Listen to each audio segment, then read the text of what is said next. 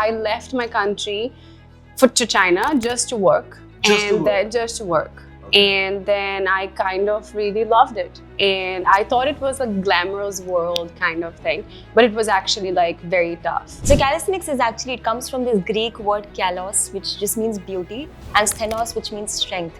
So calisthenics, yeah, it's easily put, if I just had to define it, it's just beauty with strength. So calisthenics is all these bodyweight movements wherein you use your body weight to do these beautiful, elegant moves, which are actually performed with a lot of strength. There was a store down my building that I used to tell the guy, can I take care of your dog? You teach me Chinese.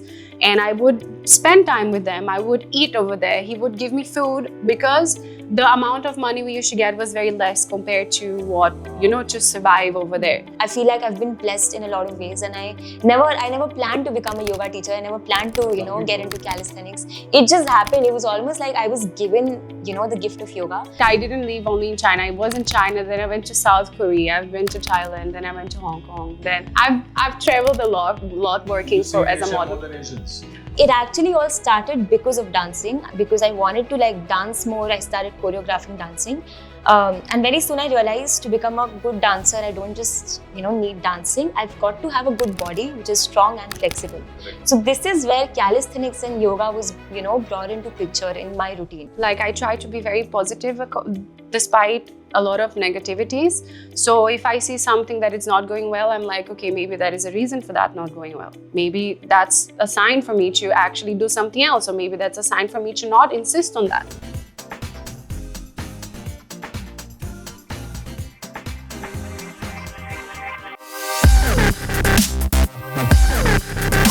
Hey guys, this is Rohit Bose Roy and this is Unstoppable, the health and wellness podcast powered by RiteBite Max Protein.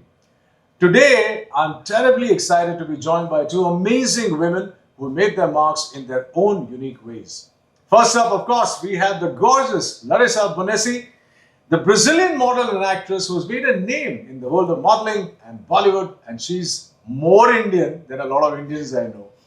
Alongside her is Apurva Tilwani, a yoga and fitness powerhouse who's revolutionizing wellness with a unique blend of yoga, calisthenics and dance. My kind of fitness routine. And both of them have fascinating stories of persistence, adaptability and a commitment to wellness. And I can't wait to dive into their journeys and learn what makes them truly unstoppable. Welcome Apurva, welcome Larissa, welcome to the show. And I'm very excited because today I've learned something about Larissa, which I'm wondering how she could have made that move. So you are from Brazil. Yeah. And first you moved to China and then you moved to India. I mean, that's a huge move, like it's transcontinental. Firstly, do you just love traveling or was this for a career? No, I do. I started actually just for work. I left my country to China just to work. Just to work. Okay. And then I kind of really loved it. And I thought it was a glamorous world kind of thing, but it was actually very tough. It must have. But for a 12 years old kid, everything is just one second. You moved from Brazil to China at 12? Yeah, I did. Alone by yourself? Yeah. Wow. Please tell me more. My family, my mom kept visiting me and all of that, but it was a new kind of experience, obviously, and everything was very new for me. My gosh. So I didn't live only in China. I was in China, then I went to South Korea, I've been to Thailand, then I went to Hong Kong. Then I've traveled a lot working as a model. More than Asians. I was there for 5 years. Wow. So, yeah. But at 12, wasn't it daunting to leave, the comforts of your home and to move into a part of the world which you had no clue about? One thing that my mom told me before leaving home was from the door of your house outside the world, it's completely different. It's not you're not safe you think you are inside your house, and things are very difficult. So you go do whatever you want, explore. She was completely. But I kept one word with her, which I'll always be in touch. No matter what, we'll always be in touch. And she was like, you go, see if this is what you like. I'm not gonna hold back your dream, Right. And if you don't like it, if it's not something that you want, your home is always here. You can always come back to us. So I was like, okay, let's see, how is it? I went, I was there for a year, and then I got back and I'm like, Mom, when am I traveling again? Oh, really? I want to go. Loved it so much? I want to go. I want to work, because I got that habit of, like working, and the routine was different. Then I finished my high school and all. Oh, so I said, when you And- moved to China, you studied and you worked. No, I finished. I went to China for like a year. Then I locked my study. I came back. I went back to Brazil, and then I continued the whole year. Like I finished through, like for 9 months, I finished all my high school. So then I got really good grades from all the Beauty three. with brain. And then my mom was like, okay, if that's what you want, just go for it. So then I just never stopped. Wow, that's fantastic. Very inspirational, because honestly, even today, if I was to move from India to some other country without knowing what's going to happen tomorrow, it would be daunting at It any is. stage. And at such a young age, well done. Thank you. Brazil's loss is India's gain. Apurva, now I've come to know a little bit of how she started. We'd love to know how you started. Yep. Because I believe you incorporate yoga and calisthenics and all that. Firstly, I want to know how you started, how you got interested in this, and what is calisthenics? Okay, first I'll define what calisthenics is. Okay. So calisthenics is actually, it comes from this Greek word kalos, which just means beauty, and stenos, which means strength. So Stenos, calisthenics, it's easily put, if I just had to define it, it's just beauty with strength. So calisthenics is all these bodyweight movements wherein you use your body weight to do these beautiful, elegant moves, which are actually performed with a lot of strength.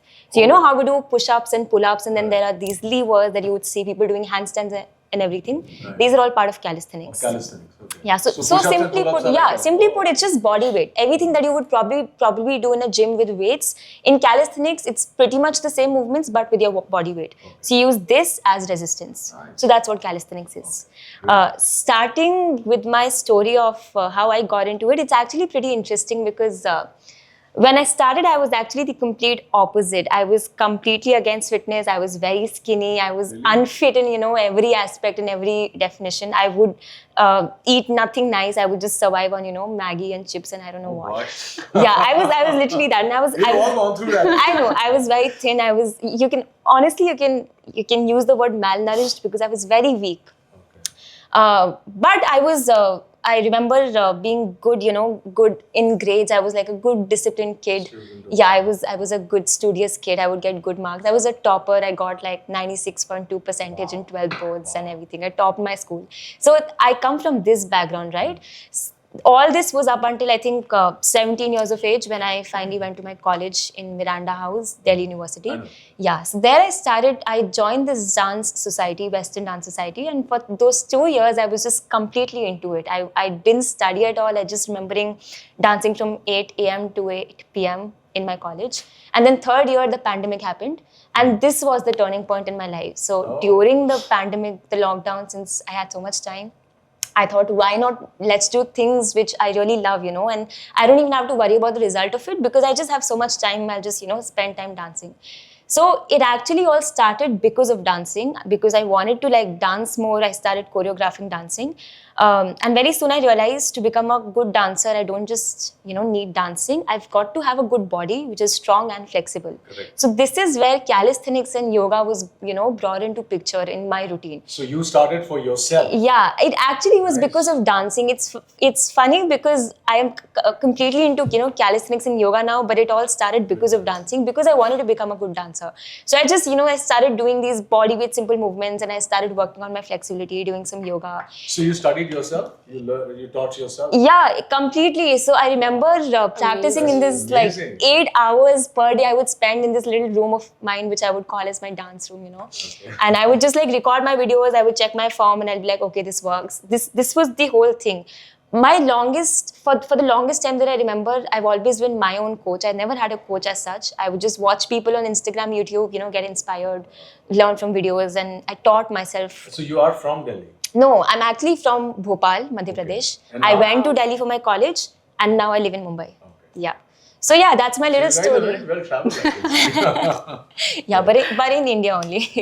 So yeah, that's pretty much it. And then because I started developing interest in calisthenics and yoga, and then I did a TTC, which is a teacher training certification in yoga. So you taught yourself and then you did a TTC. Yeah, because That's I had a lot of incredible. interest in yoga. I developed a lot of interest in yoga, and I thought, okay, now this is time that I want to dive deep into the practice of yoga also. So that's when I did my TTC. Then I shifted to Mumbai again to become a dancer only. But then things happened, and naturally, my inclination towards calisthenics and yoga got a little bigger. And I'm still dancing, but professionally, what I do right now is, yoga. Excellent. What is your thing called? Did you have a name for your company that you train people? No, so the thing that I'm teaching right now, yoga, it's mostly online. I mean, I do take offline workshops here and there, but yeah, it's just mostly online that I do. I have like multiple batches and everything that I do. More power to you. Yeah, sounds damn amazing. interesting. Excellent. We'll come back to that. Lots of questions about that. Larissa, so at 12, like you said, you left home, then you went and traveled, and then you did a fair share of modeling across the world. I mean, you went to Korea, you said you went to China, you went to Thailand, Philippines. Philippines. Then I came to India in 2010. 2010, then started modeling here. Then I started acting. modeling, but then I got like my first role at Go Goa Gone. Go Goa Gone. So then I did my first, like, I didn't even know like exactly what is lines. Right. Like, I have to read, I have to say this in camera, like how does this work? So then they were like, that was the first experience? That was the first experience, literally like having dialogues and acting in front of a camera and people, like hearing a director say it in action. Like you hear this in ads and commercials, but not actual like a person saying like action, and you have to say things. And I was just like, what is going on? So now you've done Hindi films, you've done Telugu films. Telugu I've done, yeah. I'm doing one now as well. You've done, yeah. So did this, diversity of your travels and meeting new people and working in different industries, how has that helped your growth now as an actor, you feel, from the time you started? It helped me in every way. It actually, every like language, every industry, every culture that you adapt, like even every character that I get to perform, I just get something, I learn something from them. I take something from them, from a culture, from maybe a language. Like I had to learn Telugu, which for me, I didn't even know exists. Right. So like I remember when I met my first director. Telugu's really tough. It's very tough. Now it's not. Now for me, Malayalam. It's, that's tough. Because it's faster. Right. But Telugu now I can pick up few things, I can understand, I can speak. No, I hear. I can't speak. We'll get there, I'm sure. But yeah, so for me, it helped me to discover myself even more. So learning a little bit from a character, from a language, from a culture, from a country, it makes me like know exactly who I am, who I'm becoming each and every day more. And you feel at home in India now? I do. It's my home. I just got my mom and my sister down to India. They don't want to leave as well. They're like, no, we're going to come and live with you. I'm like, that thing, huh? Once you come here, you can either find your method in the chaos of India, or you can get lost. That's true. I've met so many people who come here and don't want to go back. And I'm like, really? Something about the energy of this place. Like, even if you leave, you come back. So my introduction for you was correct, huh? So more Indian than a lot of Indians I know. You're right. I'm sure that you're going to do a lot more work. We have to work together. You already worked with Sharman, you said. Yeah, I did. So Apurva, now you already told me that you started coaching yourself. You self-taught, and then of course now you're coaching other people. What I want to know is that, like actors have a favorite film or a favorite role. Do you have that favorite client whose life you transformed or changed so much that it inspires you to work harder and give back more? Honestly, there's not like one person, but definitely there've been so many people, and they keep DMing me and messaging me, these little things, that something as simple as, hey, I had this back pain issue since years, and now it's gone because I was able to, understand this pose so much better, and I was doing it wrong earlier, but now I know the correct way. Something as simple as that, to really things like, I just have a pain-free experience, my body's not paining anymore, and I can. Huge. Yeah, I mean, these little things makes me so happy, because that was the whole point of, teaching it to people. I never had the aim of teaching yoga. I never even knew my life would, transform it into this career that I'm going into. But it feels great that I'm in some way or the other, I'm able to bring any kind of positive change in someone's life. So there, answering your question, there's not like one person as such, but so many people, several people who've, And you're happy with what you're doing, or you want to again take this to the next level and... honestly, I don't plan so much. Yeah, Nice. What's your sun sign? Sun sign, Libra. So my goal, not exactly goal, but how I live, my mantra of life is just living in the present. And that's something that I follow, I follow going with the flow. And everything that I've been gifted until now is also, I feel like I've been blessed in a lot of ways. And I never planned to become a yoga teacher. I never planned to, get into calisthenics. It just happened. It was almost like I was given, the gift of yoga. And I want to keep it that way, which is why I don't really control and, plan things out.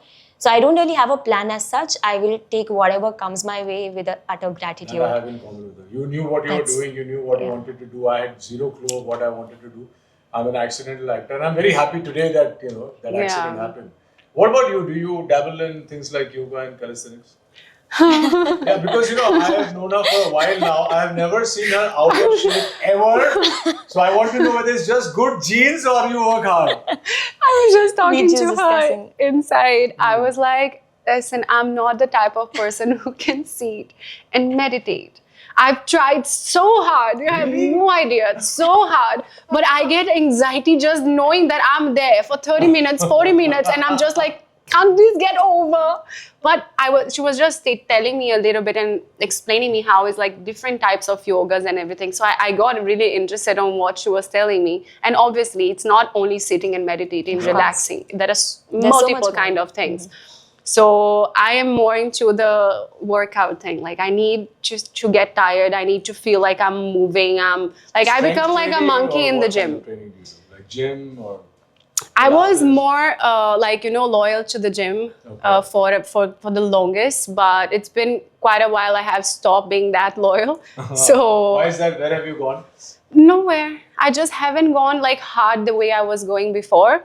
But I have one thing, like if I work out a lot, I tend to get like muscle and I tend to get like fit and all, but sometimes I like to be more slim, so I can't do that much workout. So I lose very fast and I put on very fast. But yeah, I was just telling her, I was like, I really enjoy that movement. Like I become a monkey in the gym. I jump here, I jump there, I go there, I come back. Like I do everything. But yeah, sitting, I will tell you one thing. I don't know what all you conversed, but I think I discovered yoga very recently and I keep repeating myself. And it is a life changer. And when you say meditation and yoga are two different things. Exactly.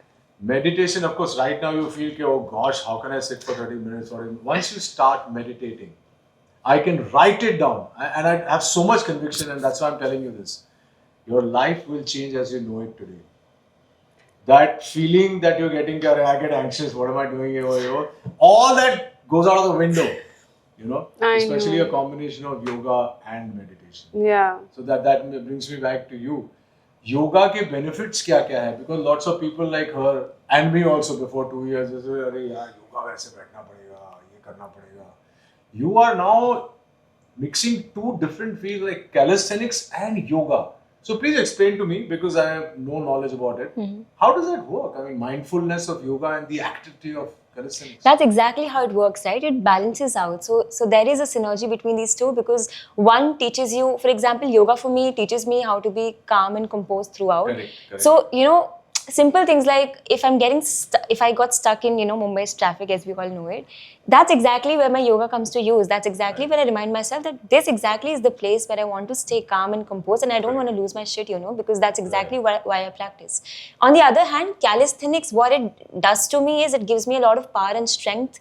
And it goes together because it's a beautiful balancing, and then again there's dancing. Do you teach them together simultaneously, or? So what I teach is basically not exactly calisthenics, because I'm not a professional in calisthenics. Calisthenics is something that I practice for myself. But what I teach is yoga, of course, and along with that I do teach some bodyweight elements also, which I've learned from dancing and calisthenics both ways.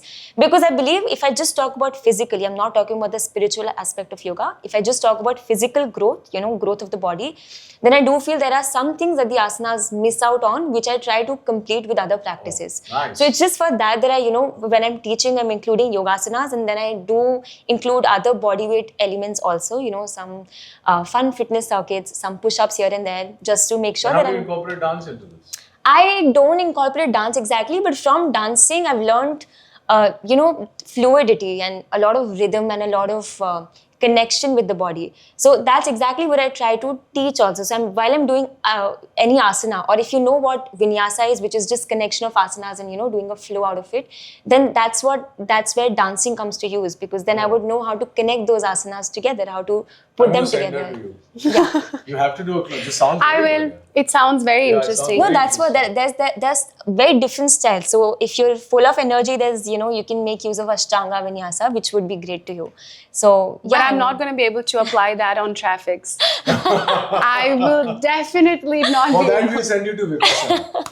Vipassana is the best. Yeah, there's Vipassana, but you'll have to prepare the body first. It starts with the body, yes. It always starts with the body, then you can work on the subtler aspects also. I think she's not gone all the way in yoga. That's why she's I not told her I tired was enough. learning online. I was doing the meditation through an app. Online for me, it doesn't work. Obviously. It doesn't work. And unless I have the physical presence of a guru or even other people I'm doing it with. That makes sense. I tell all my online students that if you have an option of doing it offline, go offline. It's 10 times better than online. Online is only for those if, let's say, you cannot find something offline, or offline is not working for you for whatever reason, you can't travel or anything. Then instead of not doing anything, it's always better to do it online. So it's just for that I do it online. It's a matter of convenience. Yeah, it's a matter of convenience. But that being said, of course, there's no match of offline, obviously. Yeah. Which is why I keep But I'm doing very intrigued about what you're saying. Honestly, it's not like I'm saying this, but I think it's very intriguing how even if you don't combine it exactly, but these three disciplines are very, very interesting. It is. So Larissa, obviously you told me that you're into gymming and you're working out and this and that. I see a lot of youngsters today in the gym. Half of them don't know what they're doing. They're just lifting heavy weights. They have incorrect form. They'll do anything. Yeah. What would your advice be as someone who's actually been passionate about pushing iron? How do they start, a beginner who's probably just starting off into the fitness world? How does he take care of and avoid injuries? See, I feel like every gym, they have like personal trainers like all over the gym. And it doesn't cost you anything to just ask for some help. Correct. It's not that, if I ask him, he's going to charge me or whatever. Like if they can't pay for a personal training, which is what I require, I would recommend that. Like I can't work out without a personal trainer because I know that my form, and I have knee injury, I have my feet injury. So I know I can get injured like very easy. So I would say, like, if you can't ask for some advice, or maybe like, can you please help me out just to add the weights, or maybe just to spot you. Or that would be the best thing, because people are getting injured. People are going to the gym to click selfies and go to the toilet and show the muscles and everything. So I don't think that's the purpose of the gym. Yeah, that's not. But that's what we see mostly. And or else you're going to see someone like just recording for the sake of like posting some content on Instagram. They get injured while doing it. Yeah. Exactly. And then they're like, I'm sick. Or they will be like, I'm sick, can't go to the gym. No, you got injured. That's why you can't work out anymore. So I feel like if you can ask for someone for some help, every gym has someone standing over there. Even if someone is training, someone has a trainer, maybe you can ask for help. It's easier to ask than to get injured and not be able to do anything anymore. Remember So I had a guest a couple of weeks back. It's very fit and all that. So we started the conversation exactly like this. So what do you think, when you go to the gym, what is the kind of inspiration you want to give, and how do you get inspired? So she turns to me and says, "Sir, मैं तो gym जाती हूँ सिर्फ reel shoot करने." And I said, "What am I going to do with my episode?" She's here on Unstoppable to inspire people to go to the gym. And I was like, "What?" हाँ, मैं तो reel shoot करने जाती हूँ. And the worst, when you get like, are you serious? No, now what do I do? Forget her. What do I do with my episode, yeah? Anyway, coming back to you. So, there are two very different things. One is aesthetic goals. Why we work out, we want to look good, we have to look good. There's no option. What is your take or advice to people who are joining the modeling industry or the acting industry who just want to look thin because for some reason that's the way to go? What about inner wellness? You know, before, I'm talking about 18 years ago, everything was about being skinny. It was about you have to be like completely skinny. You have to look like completely sharp. Yeah. Then eventually started, people were falling very sick. So then they still have, are, Larissa. exactly. A lot of stories from... But that time it was like extremely thin. Like even I almost lost a contract in China because You? my hips. So we had a measurement to follow like a certain measurements for body. So my hips, I remember it was like 92 centimeters, and they required me to have 89. That was the maximum in China. So I was like, what do I do? So those times it was really strict, especially in certain, I would say maybe in China or maybe Milan, couple of countries, it was extremely like strict. So then people started getting to the plus size. Correct. Then everyone, like they started appreciating plus size models and this and that. Then it came the fitness. Then they started appreciating fitness body. Like, no, you need to have like boobs. You need to have like a nice hips and thin waist. Now I feel like you have a market for everyone. Like you don't need to be extremely thin. You don't need to be extremely like, you don't. Yourself. Exactly, you don't, because the market, the change is there. Like not everywhere, obviously, but it's there. Like if you don't need to literally like lose 10 kg just to follow a certain market that people are following. There are like maybe 2,000 people following the market and maybe 1,000 following the plus size path. And you can go to that side if you are not able to. If you're going to get sick following the thinnest version, what is the point? You know, so I feel like now the market, it's quite like, there is market more for inclusive, everyone. you think? So they should relax, I think right? so. The newer models should relax. Not relax, no. I'm not talking about relax, because I feel like once you're not healthy from inside, that's what I was people asking are you. healthy like you need to be healthy mentally.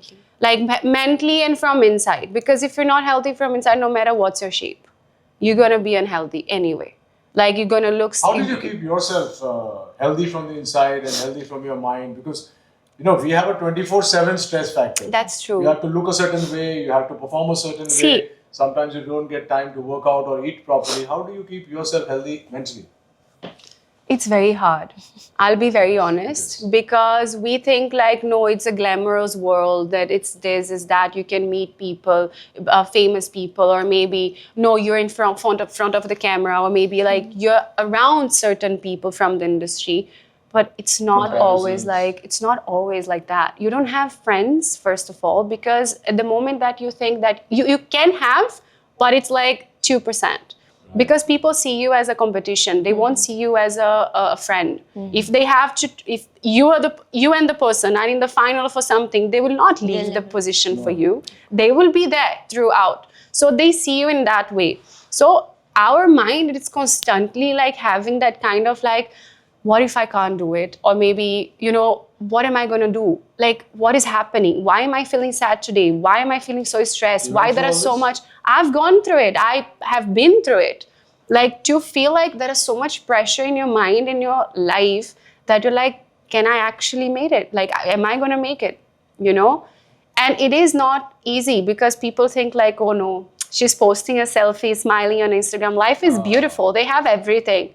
It's not. Instagram is the fakest. It's a fake. Maybe that selfie is coming from like 2023. They don't even know. Right. Maybe you just look the same. So it's very difficult, but we try, like every single day I try to make myself like healthy mentally. What are the things that you do to keep yourself grounded and mentally strong? I believe in how you see things. Like I try to be very positive despite a lot of negativities. So if I see something that is not going well, I'm like, okay, maybe there is a reason for that not going well. Maybe that's a sign for me to actually do something else, or maybe that's a sign for me to not insist on that. So I try to see the positivity in everything, so I can actually move my I can remove that negative thought, or maybe that particular stress, to something more progressive, something that's gonna make me, you know, like be more productive during my day or maybe during my week. So I just try myself and gym working out. That's Yeah, my that therapy. really That's works. my therapy. That's That's what therapy. gym Yeah, really it do. is. It is. It really Talking works with for my me. family as well, but I mean, nothing more than Are you happy you that and your family is yourself. here now? I am. I am That's happy. a huge support system. It is. It Your is. And it's the parents come first close? time that actually we're living together after so many years. Oh yeah, wow. It's been the first time actually I'm experiencing. How does your mother feel about it today? Like today that you've achieved, you've gone all over the world on your own and you've achieved what you have? Single-handedly? She's quite proud. Like my dad, he used to not be very much supportive in the beginning. He was like, can no, imagine. no, no. But my mom was like, That's because of his concern for his daughter. I can totally yeah. understand. But then my mom, she was always like, I had a child not for myself, it's for the world. Like I need to prepare her to leave the world and to do what she wants to do because I'm not going to be here forever. Right. So she gave me this, this impulse. She was like, no, you go and do it. So I mean, it's having her here, it's been really good. And God's given you such good looks, you have to put it to good use. Absolutely. So that's being unstoppable. Truly, your mother believed that you were unstoppable and she let you fly. That's fantastic. Yeah. You talk about mental health. I have to ask you a question. Yoga also really helps with mental health, strong health. Yeah. Have you ever personally gone through a situation or a crisis where you said, okay, gosh, nothing seems to be working, I can't do this anymore? And if yes, how did you bring yourself out of it? Did you depend on yoga at that time? So If again, you want to talk about it. No, that's okay. That's what I've not had like one instance where where I remember I lost it and then I meditated.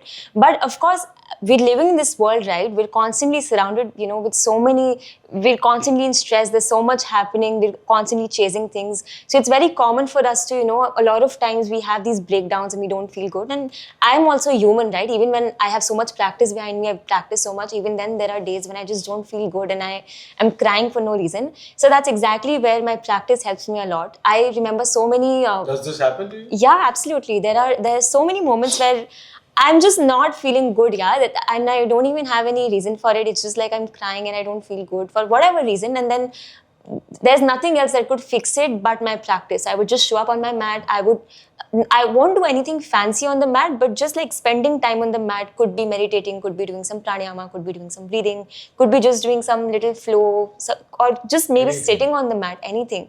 Just spending time on the mat alone is what really fixes me, and that's exactly what yoga does to you. So even if you have any, if you have any mental health issues, that's exactly where yoga would help you, because for a lot of reasons, right? You can do a lot of practices in yoga, and it will give you that piece of that point of calm and composure where you will just feel okay. It won't necessarily solve your problem, but it'll definitely make you. Yeah, it'll. Can you elaborate on that? I mean, what are the yoga practices that one can do to alleviate? So what happens is, in today's world, I see a lot of people defining yoga as flexibility. It's like yoga is flexibility. Hey, I want to get flexible. I want to do yoga. Now that is, I mean, I would just say that's like partially. In fact, that's not. That's a very myopic view. Yeah, I mean, that's a very shallow way of looking at it, because yoga is an ancient science. Yeah, yoga is actually union. It's the union of your individual soul with the super soul. So it's spiritual. It's not supposed to be physical. Yoga is supposed to be of the mind. It's not supposed to be of the body. But now, since we're living in this, dynamic world where everything's changing, it has now become about the body, which is okay. But again, I just want to remind everyone in you that yoga is not flexibility. Yoga is actually much more than that. Now, there are a few practices that you can do. So there's asana, which we all we're aware of. Then there's pranayama, which is actually a lot of. I love the way you say that. Yeah. Usually we say pranayam. What do you say? Pranayama. Pranayama. Yeah. So prana is this vital life energy force. Yeah. So and yama is breath. Prana and yama something like that. Yeah. So ayam is just suspension of the breath. So it's suspension. So pranayama is this practice of control and mastery over the breath. And when you are in charge of your breath, right, you're also in charge of your emotions. Both of us. Yeah, we both went like that. No, I mean, I'm sure you guys must have noticed. So if you're, let's say, we just wanted to know that are we in control. If you're like sad or angry, your breath would change. Faster. Yeah, it changes, right? If I'm anxious about something or I'm impatient, my breath it gets sort of shallow, right? This whoop band tells me every time. You're breathing Imagine if I have something like this, it's going to give So that's exactly what pranayama does, right? If sometime you're not feeling well, if you just know how to control the breath, you can also be in charge of your emotions, that's exactly how you always maintain your calm, because you're in charge of your breath. So if you just know how to control the breath inside you, and you do not allow it to get shallow and really fast, you know how to breathe long and deep. You know how we say breathe, it's exactly for that. So that has this direct connection with the mind. Try meditating while we are talking. Yeah. So this is something that I've recently discovered. My wife was she is into yoga, and she knows the breathing and pranayama and all that. But since I started, that's what I'm telling you. So I will never tell you anything that I've not gone through myself. So I never advertise for things that ye suna. But yoga is amazing. Yeah, the way it calmed me down, and I started doing something else also, which is parallel to yoga, and that also really helped me. But it helped me in lots of ways, not just physical, but that mental bit. And I can't put my finger on it. I don't know how it helped me, but I just feel better after a session of 1 hour or 45 minutes yoga session. I feel really good. Have you ever gone through that kind of a stage where you say, shit, nothing's working? Yeah, obviously. Oh, you have? Yeah. That nothing, So it seems like everything. We are humans. We are great humans. We have like. No, but professionally, did you feel everything I'm trying but nothing's working out? You have? So many times. Wow. So many times. Because that's what I was telling you. People think that everything is great and all of that, but it's not always like that. And I wouldn't say that I've practiced the yoga to be, to make things, to understand and try to calm down, then I can solve my problem. But sometimes you can't solve anything. The only way to do and to live, it's to understand a couple of things you can't do yourself. It doesn't depend on you also. It depends on circumstances, maybe luck, maybe opportunities that you perhaps have denied in the past and maybe now has come back again, or maybe you denied right now and you're just regretting it. But there are so many things, so many times of my life that I'm like, what am I doing? Like, is it actually like am I actually living what I want to live? And moments which I'm like, I left my family, I left everyone behind. I lost my dad like 2 years ago. I didn't spend time with them. I didn't, what am I doing? Is actually worth it? But then I look back, that's when I tell you, I try to see the positivity in everything. Then I look back and I see everything that I've built so far, every step that I've taken, every moment that in China, perhaps there were moments, so they don't speak English. They used to speak only, there was only Cantonese, Mandarin, the only language. So I used to tell there was a store down my building that I used to tell the guy, can I take care of your dog? You teach me Chinese. And I would spend time with them. I would eat over there. He would give me food because the amount of money we used to get was very less compared to what, to survive over there. And I was very young, so I wanted to learn. So I used to stay in the store, take care of the store. In exchange, he would teach me a little bit of Mandarin or Cantonese, and I would get food. So I wouldn't have to spend, what I get from agency to survive during the week. And then my booker at that time, she used to teach me also Chinese. In exchange, I would teach her Portuguese. So it was all learning. So I tried to see all of these things that I've gone through and that I've lived, and in a positive way, to take that, negativity from my mind. It's not that it's because it's not happening now that it can't happen later. Things are it's not on your time. I believe it's on his time. Actually, both of you, It's not always in our hands. I always believe I don't have one religion. I believe in every religion. I follow every religion. I go to temples. I go to, when I was in China, I used to follow the Buddhism. Christian, in my family, we're Catholics, and then the Muslims, and then everything. I believe in everything. I say whenever I'm talking to them, I'm like, oh my God. I'm like, inshallah, this will happen. So these things happens, So I believe everything is what we all look for one thing. We all have faith. No matter with whom we believe. That's what the correct word is, faith. It's faith. Yeah, it unites us. And I feel like when something is not going right, when you have that faith that it's going to happen. And it depends on them. Not whatever you had to do, you did. Now it's not on your hands. That's a perfect way to look at it. Honestly, that's how I look at life. There are certain things which are beyond our control. Correct. Yeah. And what's the point of stressing about it? We do get stressed, of course. But there's no point. You can only do what's in your hand. We do because we want that now. Yeah. And we know, Instant gratification. but we do everything. You have to sacrifice yourself, do everything you can to the next level and prove to yourself that you did everything you could. Now it doesn't depend on you. You have to have that patience to let things happen because you've done everything. Your work is done. I Now, today realize that you made a huge sacrifice leaving home, trying Yeah. to go seek newer pastures, and today you understand the importance of that. It's amazing. yeah. That conversation was a little heavy. Okay, so let's make it light again. Let's go into the. So we have various segments. One was about working out. One was about mental health. This is about nutrition. As you can see, and as I said earlier, that I've never seen her out of shape. But we have some erratic timings. And I'm going to ask you a question about veganism, so be ready. Yes. I'll start with you, Larissa. With our time schedules, with our travels, and with our rehearsals all the time, how do you manage your nutrition in a day? See, I've done a course on nutrition coaching long back, but not because I wanted to follow the path, but because I wanted to understand why do we crave something? Why is our body, like example, oh no, I can't eat, I'm on diet, this and that. It doesn't work like that. It's your mind.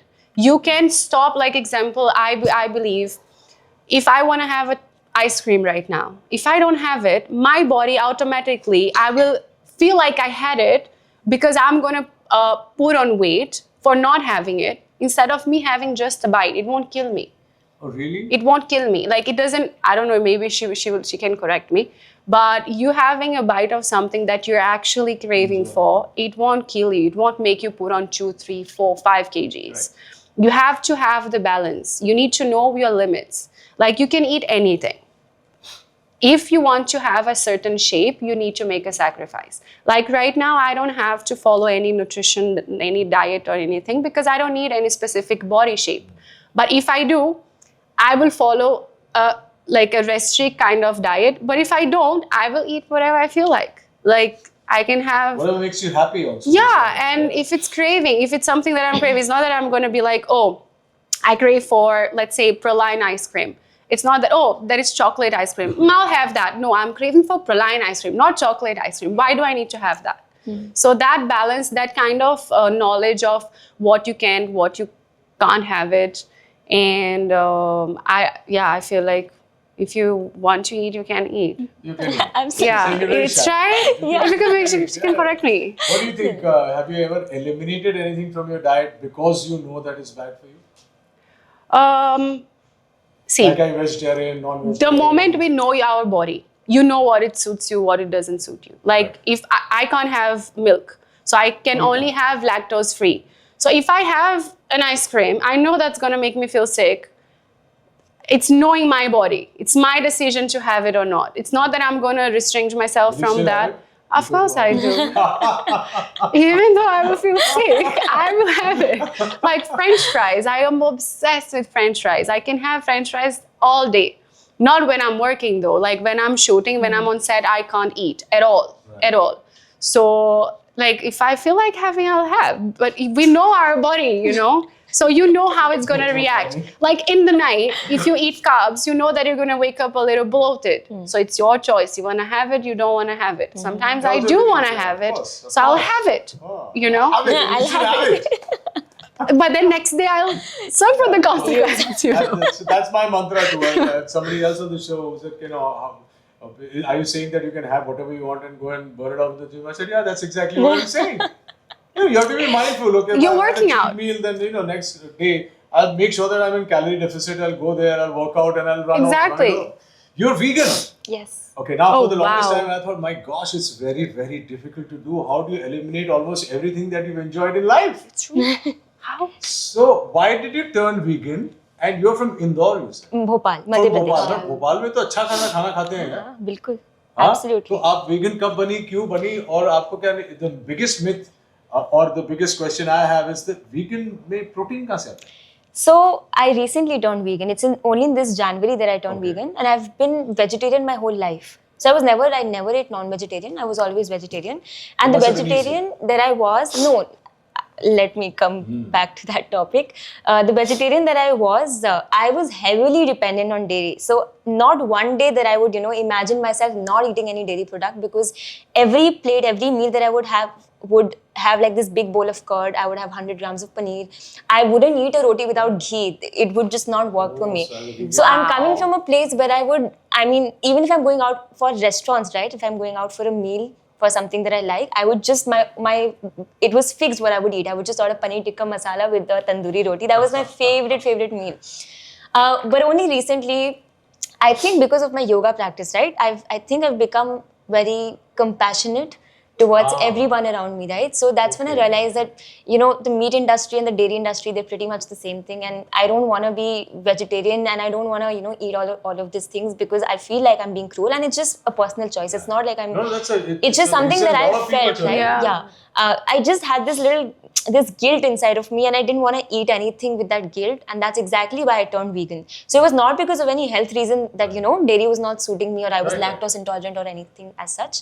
I just didn't want to be cruel, and honestly, my goal of life is just to be a good human being above everything else. That's the best reason to turn into anything. Yeah, that's what. So it's just for that I turned vegan. Now the other thing, of course, see, it's not easy, of course, because especially when you're traveling, right? And in a country like India, people like to put butter and ghee and cheese and everything. Like even if you eat South Indian, which is typically vegan, right? They would still make this ghee-podi dosa and I don't know, all sort of ghee things. So it's hard that way. But otherwise, it's not so hard also, as long as you're okay with eliminating the ghee and the cheese and you're not really obsessed with it. Honestly, I was obsessed, but since my reason was that, I was okay leaving it. And I was, correct. I had a very strong reason, which is why now it does not really bother me. If someone's eating paneer also, I'm like, okay, I will just have my tofu. For the protein requirements, there are actually there are a lot of sources. So what I do for myself is my meals are pretty much fixed. I eat the same food pretty much every day. So my lunch is pretty much fixed. I eat tofu and lentils. My dinner is, rajma or chole, all of these legumes. So there are enough sources. Yeah, there are enough sources. And above all, I have this protein powders. So plant-based protein. So soy protein, pea protein. I have a few brands that हमारे पास भी plant-based है. ये plant-based ही है. See? Oh, perfect. Yes. See, Swiss chocolate, plant-based. Exactly. So yeah, this works. I'm trying to move to plant-based, but I sometimes enjoy my whey protein just pre-workout. That's okay. I tried for 3 months. I gave up. No, not that I gave. I ate by mistake. You tried being vegan? Yeah. I know. But only 3 months. Not even 3. It was about to complete 3 months. But I was vegan for a week. Then I became veg. And then the remaining. I get it. So I have a confession to make. I'll make it on camera. I had turned vegetarian for a bit. For a month I've been vegetarian. And today one of my crew members got me butter chicken. And I know... Did you remove the chicken? The confession is not that I ate butter chicken. The confession is I forgot I took a vegetarian. Oh my God. I forgot because I saw that butter chicken. But that's what happened. Realizing, and my wife was packing me a sandwich, turkey sandwich. I said, yeah, you forgotten I become vegetarian. And she come to pick me up. But this happens because we're not used it's not the same purpose that she has, Correct. Yeah. I love cheese. You don't eat any cheese. I eat cashew cheese. So I have cashew cheese. Yeah. That's a brie cheese. Yeah. Look, it's good for vegans, yeah. So cheddar cheese, brie cheese, nothing. Cheese, as long as it's from plant sources. Mad. Smoked cheese. Yeah, Wow. Yeah. So I'm also obsessed with cheese. So if I'm traveling and if I'm on flight, for instance, and I don't eat anything else, I'll tell them to get me the cheese board. Cheese, yeah. That's the best. I know, it makes things easier, right? If you don't get anything. No, it's not about easier. It's just that I enjoy cheese a lot. Yeah.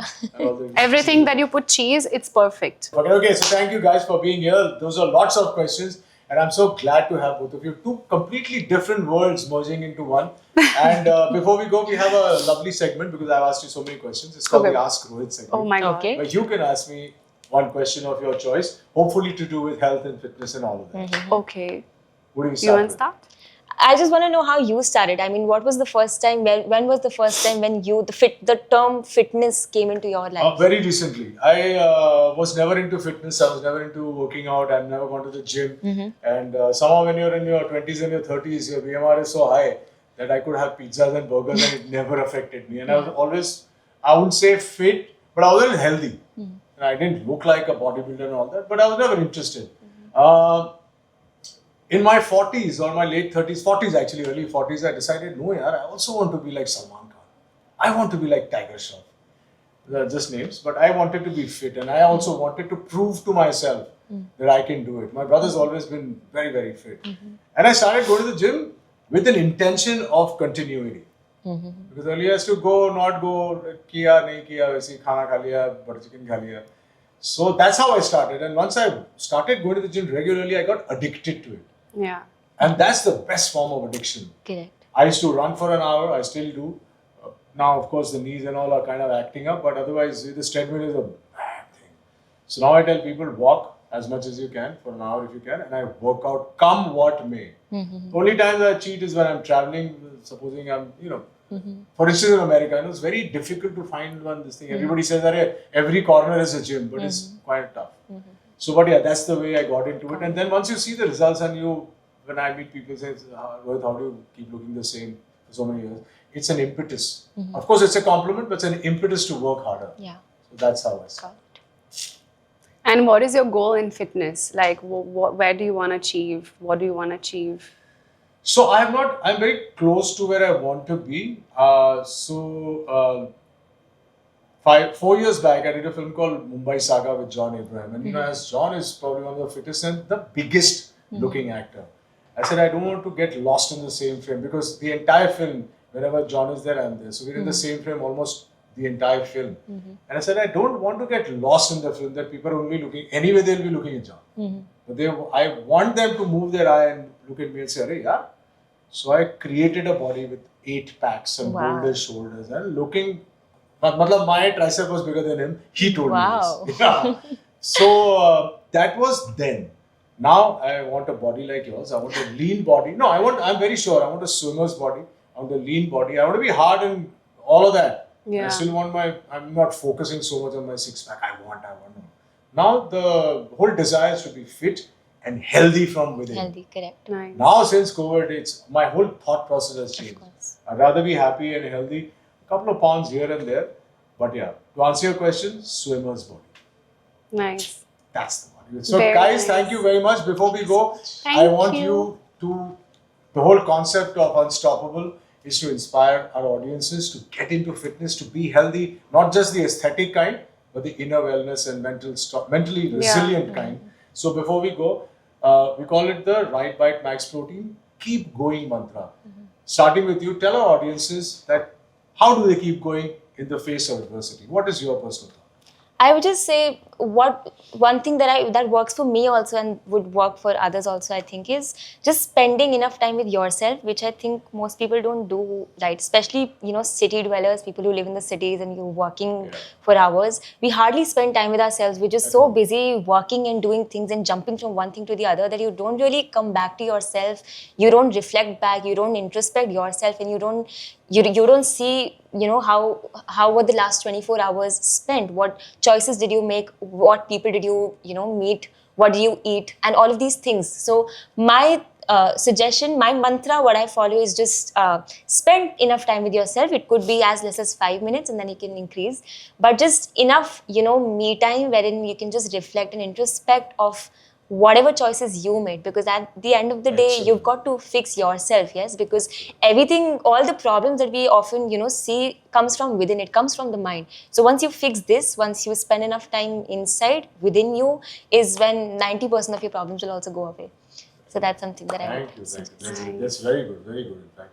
Larissa, what do you have to say to our younger audiences? For me, I would say think positive and speak your mind. Speak your mind. Something is not going your way, speak your mind. Look for someone to help you, even in the gym. Seek it out. Seek for help. Because there is no harm in getting help from anyone. And I feel like people nowadays, they're just like she said, they're just so busy living such a, busy life, and they forget themselves. So focus on yourself, think positive, work hard, and get your mind busy with work or with whatever you want, and take your time to think about yourself, what you like, what you don't like, what you want to do, what goals you want to achieve. Make a plan of your life and keep that in a very positive way. If you're not feeling well, talk to someone, because I feel like we are missing on that. We are just too busy living so many things and busy doing so much that we forget that we are also humans. We also need to be taken care of. We also need to take care of ourselves. We also need to come to someone, and even if you don't know, and be like, hey, maybe you can help me. Your mind, my mind, maybe we can connect, And we are missing on that. So I think positive, work hard, and live the best way you can. Thank you so much, guys. This has been a so really, really interesting and different podcast, and I'm very, very thankful to both of you for coming. Thank you so much for having me. Hopefully, Thank I'll you see for you soon, having and us. hopefully, I will Yes. come and do some classes offline. Absolutely. Yes. And I'll see you next time. Till then, stay cool, stay healthy, stay unstoppable. This is Rohit Roy signing off. Take care.